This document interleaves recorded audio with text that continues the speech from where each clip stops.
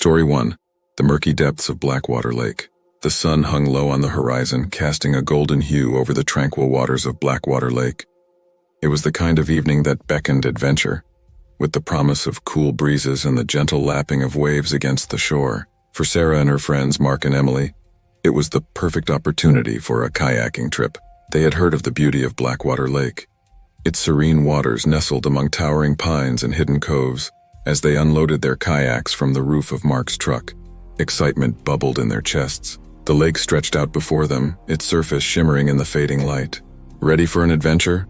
Mark grinned, his eyes sparkling with enthusiasm. Sarah nodded eagerly, the thrill of the unknown coursing through her veins. Absolutely. Let's see what mysteries this lake holds. With a sense of anticipation, they launched their kayaks into the water, the boats gliding effortlessly across the smooth surface. The lake was calm, its waters reflecting the changing colors of the sky. As they paddled further from shore, the sounds of the forest enveloped them. The haunting calls of loons, the rustling of leaves in the breeze.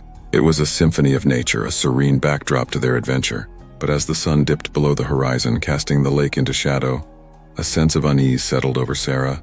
The once inviting waters now seemed dark and foreboding, their depths hiding secrets best left undisturbed. "We should head back," Sarah said, her voice tinged with unease. Mark and Emily exchanged a glance, their expressions mirroring her apprehension. "Yeah, let's make our way back to shore," Mark agreed, his voice steady despite the growing sense of dread. They turned their kayaks toward the distant shoreline, paddling with purpose. But as they made their way across the lake, Sarah couldn't shake the feeling of being watched. A chill ran down her spine as she glanced over her shoulder, the darkness seeming to press in from all sides. The once gentle lapping of waves now sounded like sinister whispers, echoing through the stillness of the evening. "Did you hear that?" Emily's voice cut through the silence, her tone filled with fear. Sarah strained her ears, listening intently. There was a faint rhythmic sound, like the slow beat of a drum echoing across the water. "It's probably just the wind," Mark said, his voice sounding uncertain even to his own ears. But Sarah knew it was something more.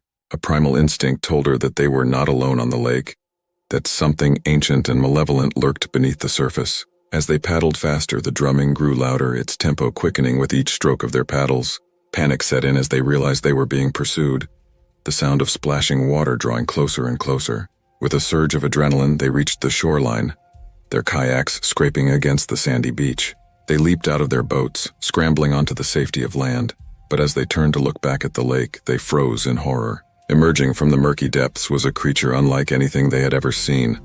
A grotesque, twisted form that seemed to be made of shadow and water. Its eyes glowed with a malevolent light as it dragged itself onto the shore, its wet, glistening skin slithering across the sand.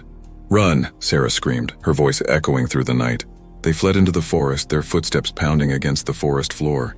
Behind them, they could hear the creature's heavy footsteps, its unearthly wail echoing through the trees. They ran until their lungs burned and their legs threatened to give out, the creature hot on their heels. Just when they thought they couldn't run any further, they stumbled upon a small, abandoned cabin hidden among the trees. With no other options, they burst through the door, their hearts pounding in their chests. The cabin was musty and dark, the air thick with the scent of decay. "We need to hide," Mark gasped, his voice barely above a whisper. They searched frantically for a place to conceal themselves, their eyes wide with terror. Sarah's heart raced as she heard the creature's footsteps drawing closer and closer. Finally, they found a trapdoor in the floor, hidden beneath an old rug. With trembling hands, they pulled it open and descended into the darkness below. The space was cramped and suffocating, the air thick with dust, but it was their only refuge from the creature that stalked the forest above. They huddled together in the darkness, their breath coming in ragged gasps. Above them, they could hear the creature's heavy footsteps pacing back and forth, its guttural growls reverberating through the cabin.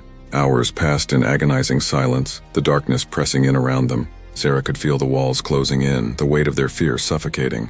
Just when they thought they couldn't bear it any longer, they heard a faint sound, a soft melodic humming that seemed to cut through the darkness. "Did you hear that?" Emily whispered, her voice trembling. Sarah nodded, her heart pounding in her chest. The humming grew louder and louder, filling the cramped space with its haunting melody. And then, just as suddenly as it had begun, the humming stopped. In its place was a deafening silence, broken only by the creature's heavy breathing above. They waited, their hearts in their throats, unsure of what would come next. Minutes stretched into eternity, the darkness pressing down on them like a physical weight. And then, with a suddenness that took their breath away, the trapdoor flew open, flooding the space with blinding light. They shielded their eyes, blinking against the sudden brightness. When they looked up, they saw a figure standing in the doorway. A man, his features obscured by the glare of the light. "Come with me if you want to live," he said, his voice echoing through the cabin. Without hesitation, they scrambled out of the trapdoor and into the blinding light. The man led them through the forest, his footsteps sure and confident. As they ran, they glanced back at the cabin, expecting to see the creature pursuing them. But to their shock, the cabin was gone, vanished without a trace. They emerged from the forest, panting and exhausted, the first light of dawn breaking over the horizon. The man led them to a waiting truck, its engine idling in the distance. "Who are you?" Sarah asked, her voice shaking with exhaustion and fear. The man turned to look at them, his eyes dark and haunted. "I'm a ranger," he said simply. With that, he climbed into the truck and drove off into the fading darkness, leaving Sarah, Mark, and Emily standing on the shore of Blackwater Lake. The memory of their harrowing ordeal still fresh in their minds. They never spoke of that night again, each haunted by the memory of the creature that lurked in the murky depths of Blackwater Lake. And though they returned to their normal lives, they knew that some mysteries were best left undisturbed. Story 2. The Rapids of Willow Creek. The sun hung low in the sky as Emma, Jake, and Lily unloaded their kayaks at the banks of Willow Creek. It was a warm summer evening, the perfect time for an adventure on the water. Willow Creek was known for its rushing rapids and serene beauty, a favorite spot for thrill-seeking kayakers. But there was something else whispered about the creek.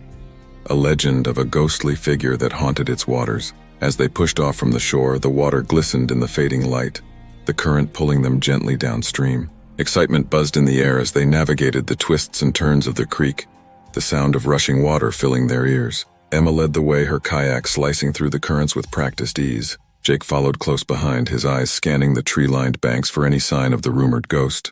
"Do you really think there's something out here?" Lily asked, her voice tinged with nervousness. Emma shrugged, her gaze focused on the water ahead. "Who knows, it's just a story, right?" But as they rounded a bend in the creek, a chill ran down Emma's spine. There, standing on the rocky shore, was a figure cloaked in mist and shadow.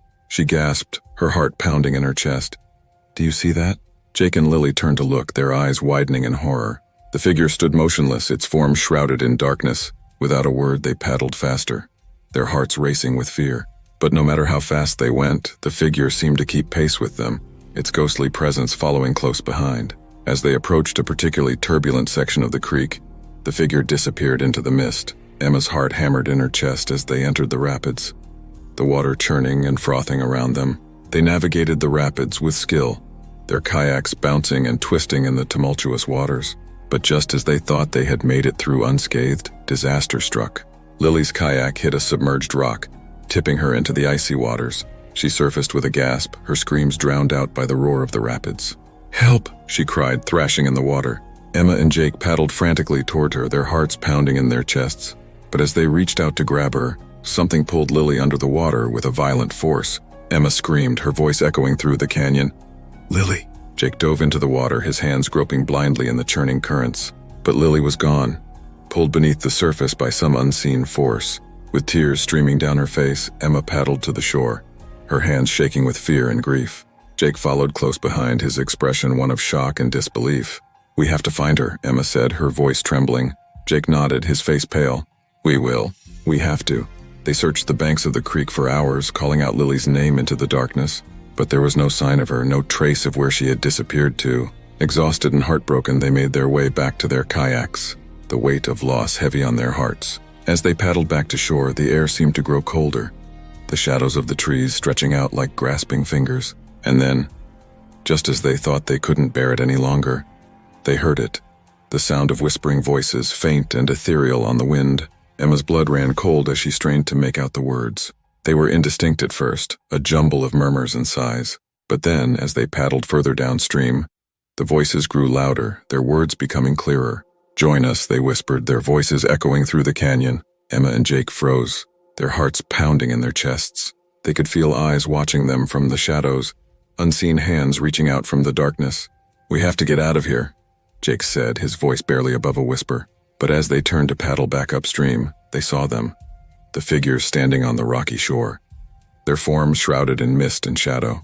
With a surge of fear, Emma and Jake paddled faster, their kayaks slicing through the water. But no matter how hard they tried, they couldn't escape the whispering voices that followed them, their words filled with longing and despair. As they reached the shore, they leaped out of their kayaks, their bodies trembling with fear. The figures on the shore seemed to beckon them, their ghostly forms swaying in the breeze. "We have to leave," Emma said, her voice shaking with fear.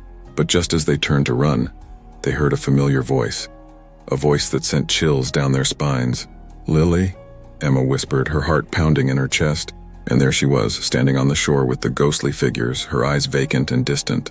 "Join us," Lily whispered, her voice echoing with the voices of the other figures. Emma and Jake watched in horror as Lily stepped forward, her form disappearing into the mist with the others. And then, in an instant, they were gone, leaving Emma and Jake alone on the shore of Willow Creek. They stood there in stunned silence, the whispers of the voices fading into the night. The creek was calm now, its waters still and silent. But Emma knew that they would never forget the horrors they had witnessed that night. The whispering rapids of Willow Creek, where the lost souls of the creek beckoned to the living, their voices filled with longing and despair.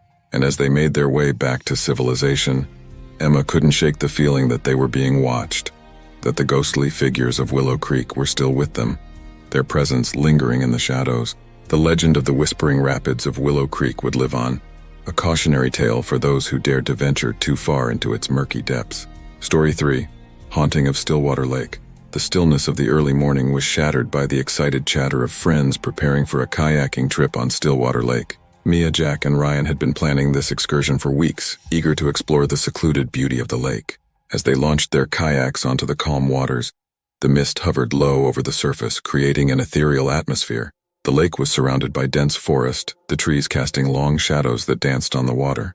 "Isn't this place amazing?" Mia exclaimed, her eyes wide with wonder. Jack and Ryan nodded in agreement, their paddles slicing through the glassy surface. The only sound was the gentle lapping of water against the hulls of their kayaks. As they ventured further into the heart of the lake, they came upon an island shrouded in mist. It seemed to beckon to them, a mysterious allure drawing them closer.